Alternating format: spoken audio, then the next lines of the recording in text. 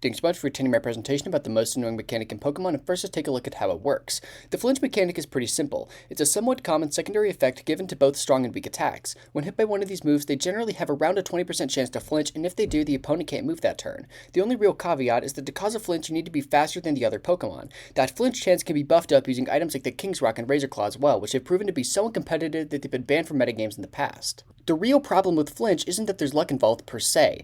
Pokemon is a game filled with randomness from damage rolls to accuracy to paralysis. The issue is that unlike all of these, there isn't really a way to play around it. There's ways to deal with most of the luck in Pokemon. EV spreads let you influence damage rolls and either make them guaranteed or in your favor. For most Pokemon, you don't have to run low accuracy moves. They can afford to sacrifice a bit of power for consistency. You can run moves like Heal Bell on your team to get rid of status conditions or even give a status-prone Poke Lumberry. But Flinch is very different. It's more akin to critical hits, another hated mechanic, but instead of being 1 in 24, it can be as bad as 7 in 24. For some reason, even though Flinch is a stronger mechanic than crits, it's significantly easier to fish for. So how has Flinch impacted Pokemon? Possibly the two most infamous Flinch abusers are Togekiss and Jirachi, who each use Syringe to bump the Flinch chance on stab, air slashes, and iron heads. It gets worse though. Each has somewhat consistent access to paralysis, meaning that on every given turn you only have about a 30% chance of attacking. That's kinda fucked up. Of course, the moves that cause flinches are also widely used as coverage options like Dark Pulse, making it even more difficult to avoid on a game-by-game basis. But the most notorious appearance is the Lavos rant, which I've hinted at throughout this video.